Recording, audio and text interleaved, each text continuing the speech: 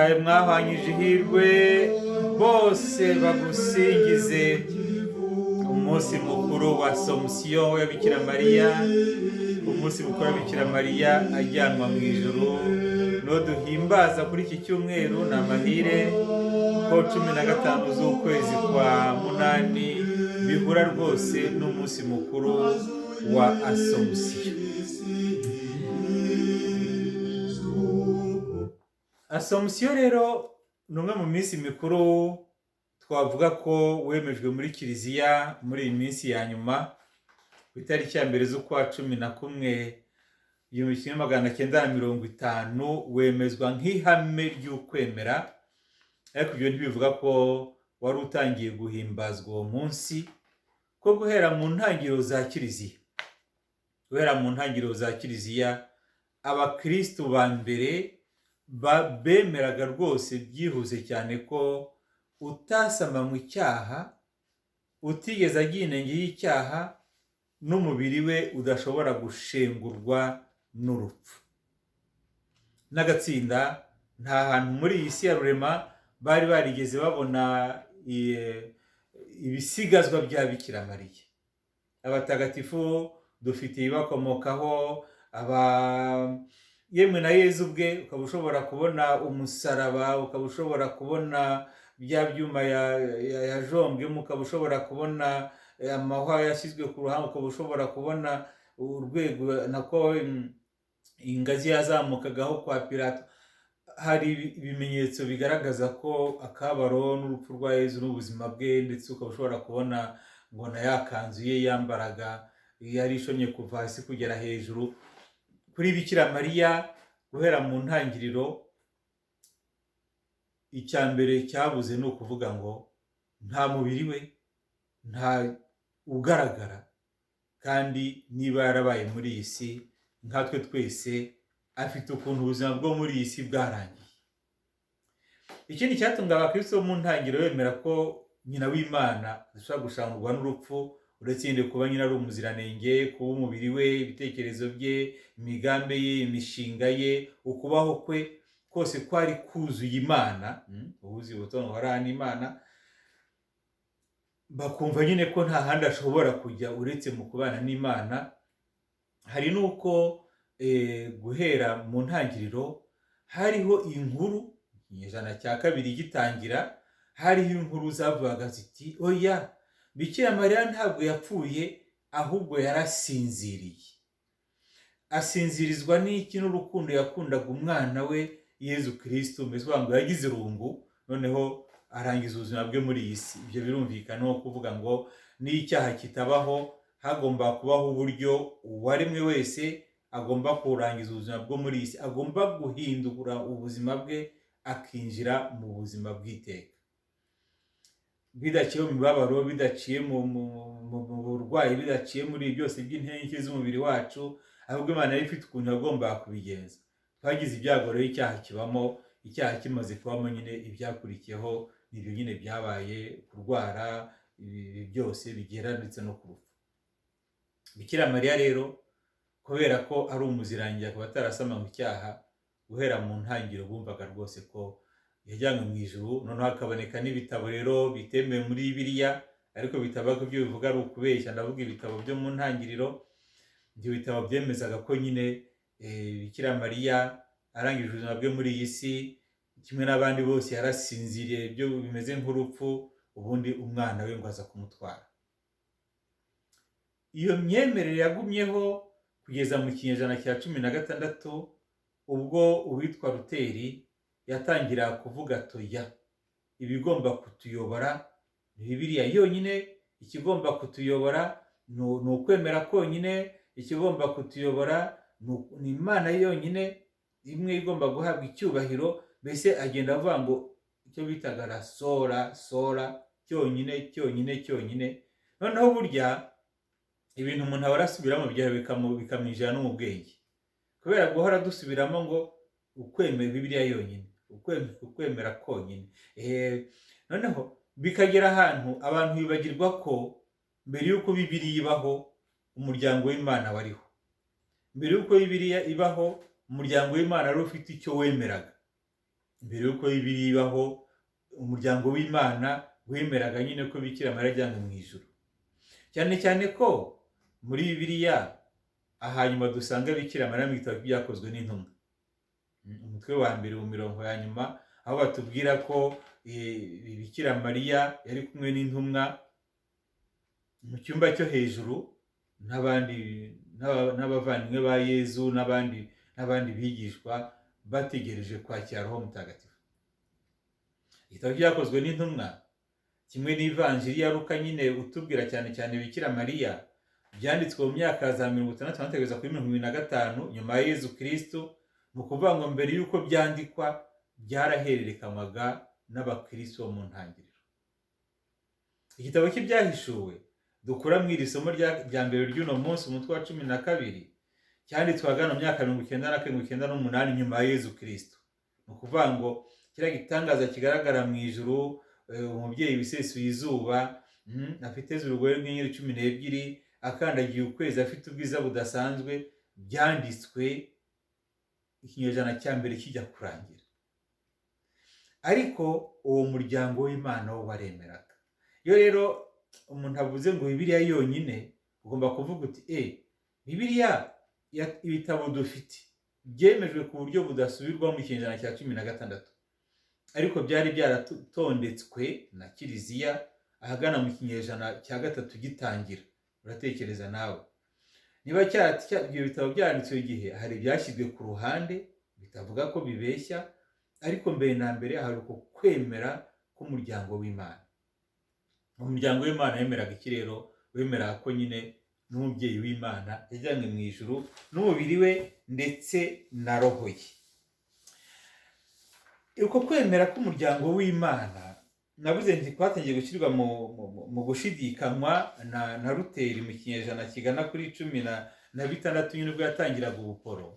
Ariko aho kugira ngo bitubye ukwemera kw'abakristo gatolika n'abakristo orthodoxe, ahubwo kwarushijeho gukara nibwo mu kinyejana cya 19 kuvuga Bikira Mariya habonetse n'abahanga basobanurira Bikira Mariya bagendeye ku ijambo ry'Imana, bagendeye kuri teologiya, bagendeye ku mahame y'ukwemera.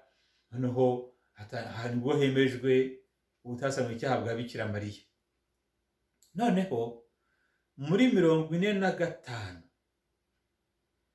haboneka inyandiko nyinshi cyane zageraga i Roma ziti turasaba Papa ko yemera ko Bikira Mariya ajyanywe mu ijuru. Ibintu twemera guhera mu ntangiriro bigomba gushyirwa mu mahame y'ukwemera adashidikanywaho. Papa yari amaze gukoresha icyo nakwita nti kubaza Kiliziya ku isi hose. Haboneka abepiskopi 90% bemezaga bati rwose igihe cyararenze. Ahubwo niba guhera mu ntangiriro baravuga ngo Bikira Mariya arasinziriye nyuma ajyanwa mu ijuru, la dormition, aho ni mu gice cy'iburasirazuba bwa Kiliziya, cy'iburasirazuba bw'isi, Eglise Orthodoxe. Noneho mu gice cy'uburengerazuba ahagana za Roma bakavuga bati yajyanywe mu ijuru, Assomption. Bikaba byaratangiye guhimbazwa mu kinyejana cya 3 cya 4 dufite naho bigaragara kuki bitagomba kuba ihame ry'ukwemera. Aho bamaze kwemeza ari benshi cyane, abo ndavuga abepiskopi, ndavuga abakristo, imbaga y'abakristo yose yabemera. Papa ro yiyemeza ko ku itariki ya mbere z'ukwa 11 umunsi duhimbaza abatagatifu bose, ko Bikira Mariya nyina w'Imana yajyanywe rwose mu ijuru, yajyanywe mu ikuzo ry'ijuru. Akavuga mu magambo aravuga ati Bikira Mariya arangije urugendo rwe hano munsi yajyanywe mu ikuzo ry'ijuru n'umubiri we na roho ye. Ati ndabitangaje kandi ndabyemeje. Ati kuki yatinze bigeze aho ngaho kubitangaza kandi ubona ari ibintu byumvikana? Oya, nakumenyesha ko n'andi mahame yose y'ukwemera ubutatu butagatifu bwemejwe mu kinyejana cya 4, kandi guhera mu ntangiriro twaremeraga Imana Data na Mwana na Roho Mutagatifu. Nuvuga ngo hari igihe cy'ukwemera kw'abakristo yembaga igomba kubaho, ikajyana n'ubwo ushobora kubyandika, ariko naho ikajyana n'ubwo ibi bintu turashaka ko nta muntu ubishidikanyaho, bibe ihame, bibireme ridashobora kongera kugirwaho impaka. Ari wavuga uti noneho ukujya mu ijuru kwa Bikira Mariya nkanjye w'umukristo bimariye iki twajyanywe mu ijuru n'umubiri we na roho ye? Kubishidikanya ubwabyo ahubwo byamura nicyo kibazo. Kubera iki? Kubera ko utasama mu cyaha agatwara mu nda ye umwana w'Imana,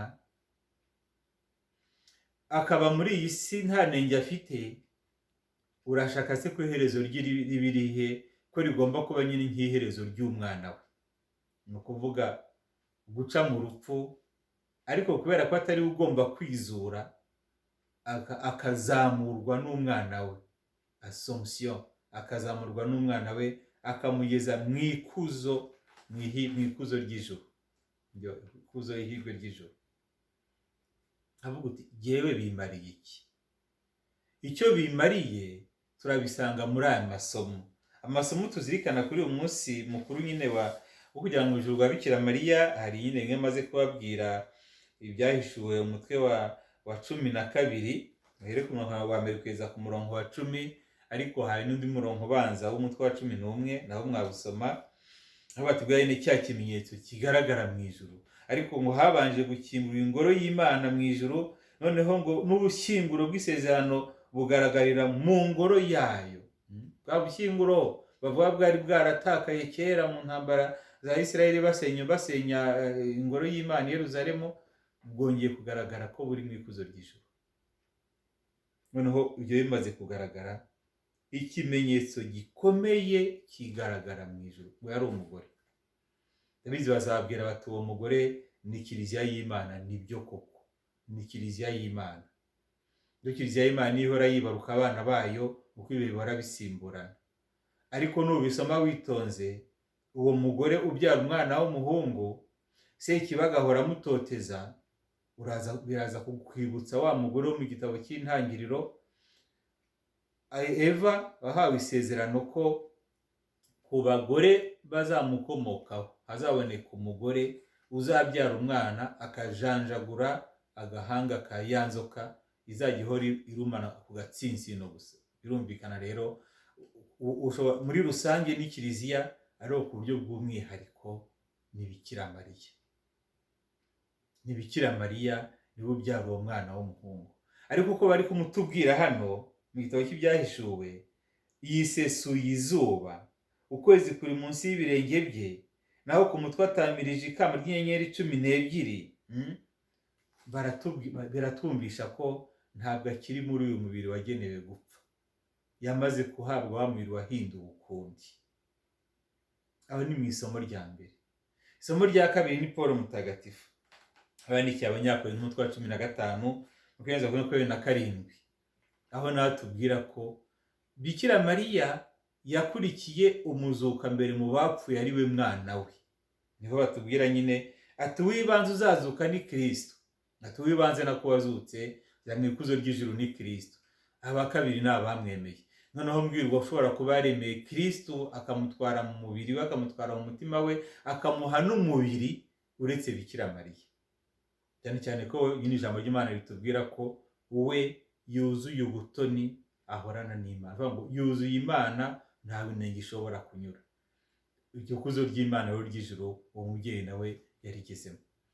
Noneho ivanjiri duhimbaza uyu munsi ni imwe ishimishije cyane. Bikira Mariya ahubwe aririmba igisingizo cy'Imana mu ivanjiri ya Luka umutwe wa mbere 39-56, aho Bikira Mariya ajya gusuhuza Elizabeti.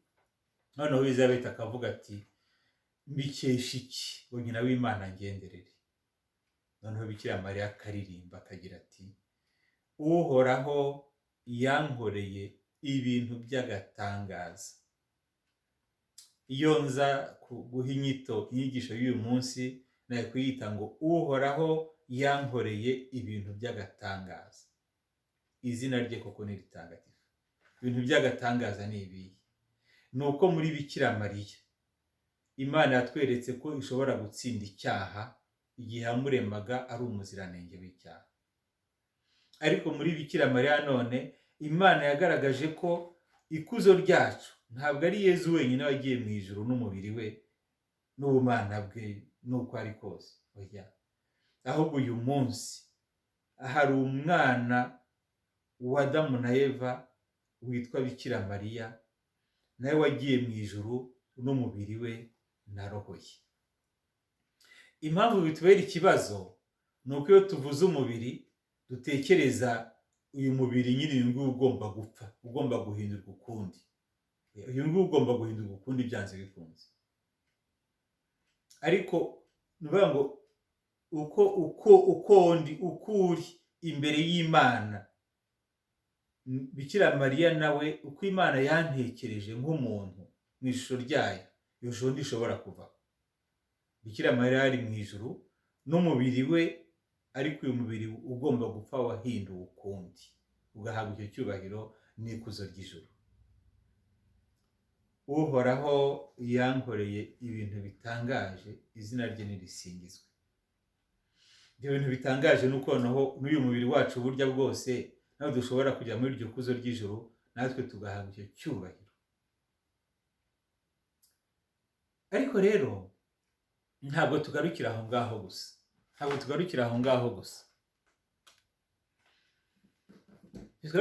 gusa, ahubwo reka dukomeze turebe n'ikindi gikomeye cyane tugomba gufata kuri iki gitangaza cy'uko Imana yafashe umubyeyi Mariya ikamugeza mu ikuzo ry'ijuru. Bikira Mariya aratubwira ibyo bitangaza bikomeye cy'Imana yabikoreye. Aravuga ati yabigiriye impuhwe zayo. Ibyo bitangaza bikomeye rero Imana ikora n'uyu munsi igumya gukoresha impuhwe zayo. Muri Ivanjili ya Luka, Bikira Mariya abishyira mu ngingo esheshatu, nako mu ngingo indwi z'ingenzi. Ingingo ya mbere ni uko abamutinya bo mu bihe byose abagaragariza impuhwe ze. Nanjye nawe niba uyu munsi dutinya Imana, Imana itugaragariza impuhwe zayo. Muri Bikira Mariya uririmba Magnificat, nanjye burya bwose nshobora kwibonamo.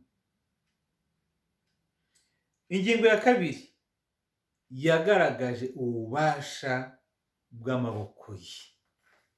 Imana muri Bikira Mariya yagaragaje ububasha bw'amaboko ye, kuko yagaragaje ko Sekibi ashobora gutsindwa, irema umugore utagira inenge. Igaragaza ko Sekibi ashobora gutsindwa, izura umwana wayo mu bapfuye, umwana wa Bikira Mariya.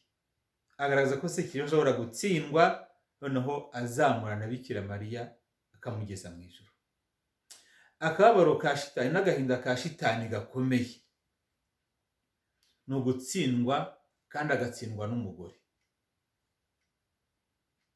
Ubu niyo atsindwa n'abamarayika nyine yari yabyemeye, ariko no kubona n'ikiremwa cy'ikinyantege nke gitsinda Sekibi, niho hagaragarira ukuboko kw'Imana.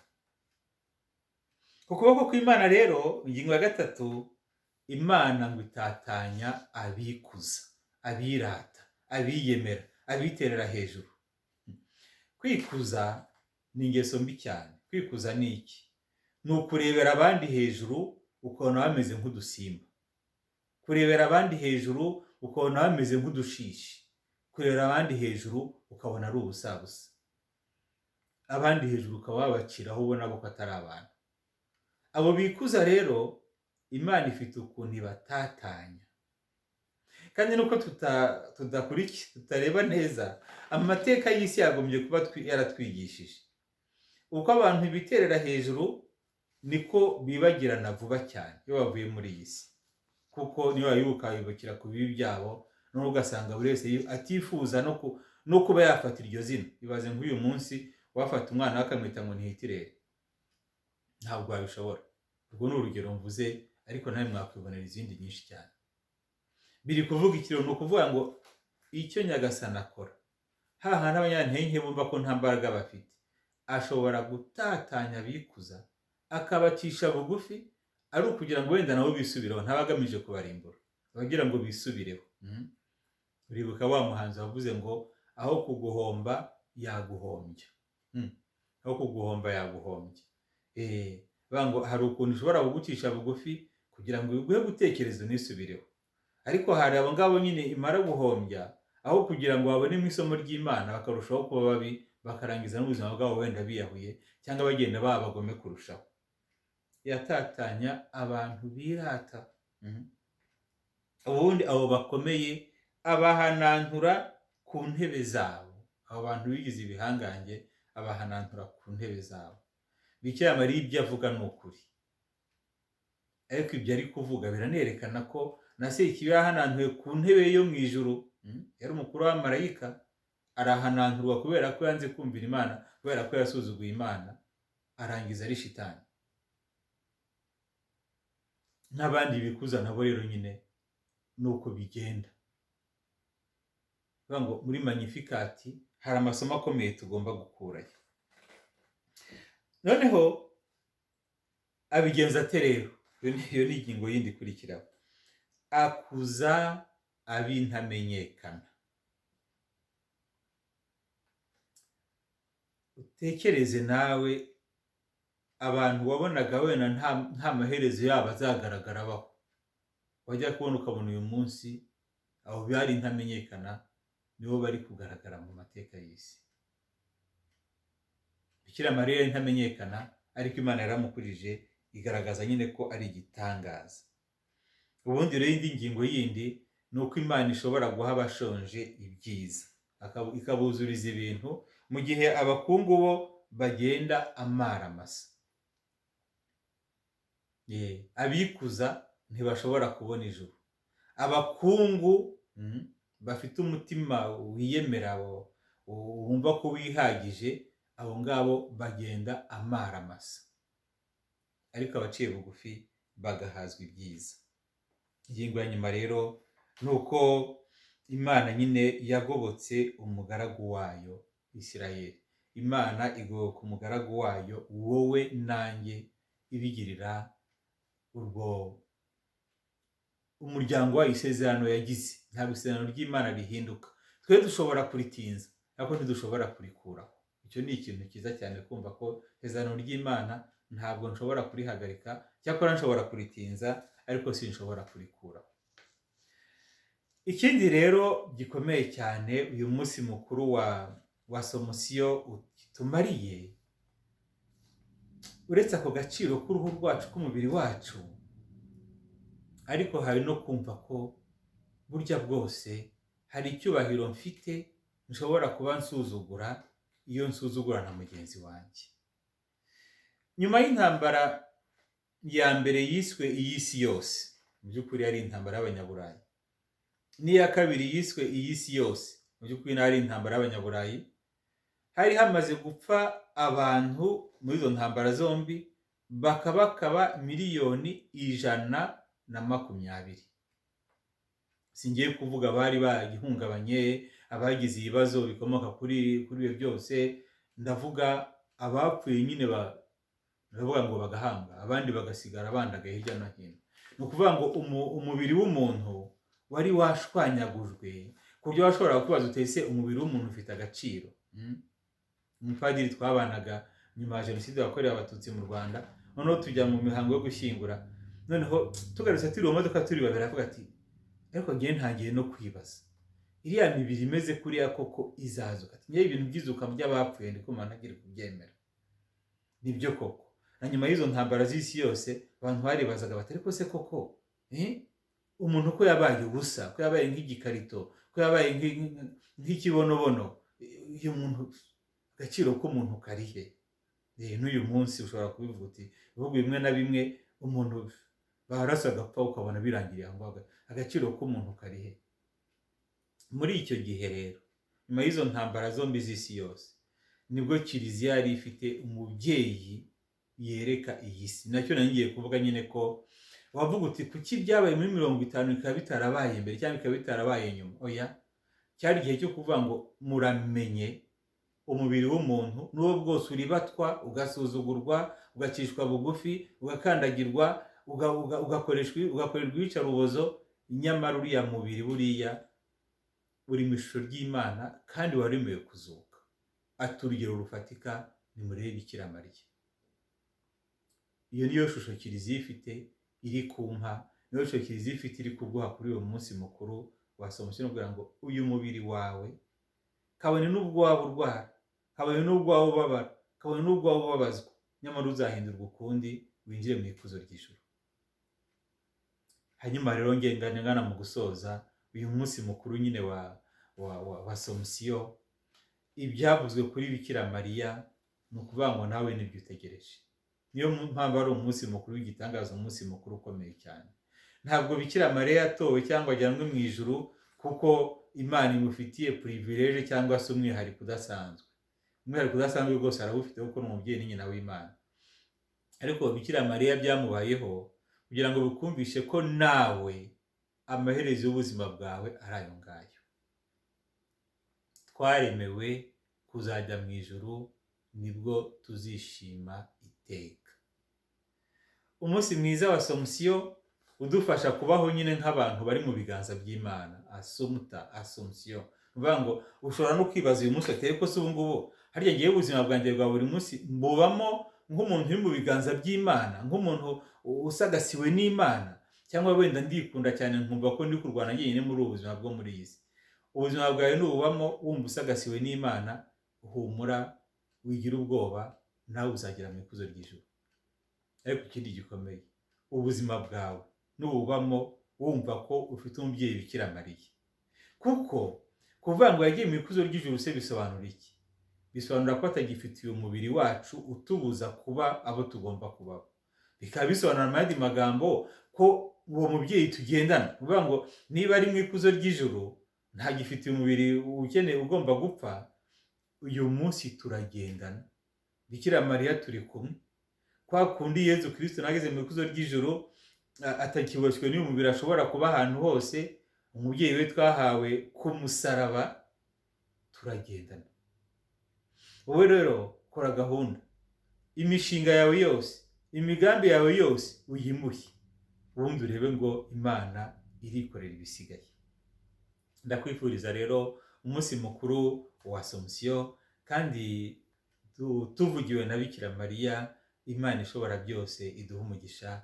Ku izina ry'Imana Data na Mwana na Roho Mutagatifu, amen. Bikira Mariya utasanga icyaha, udusabire twebwe abaguhungiraho.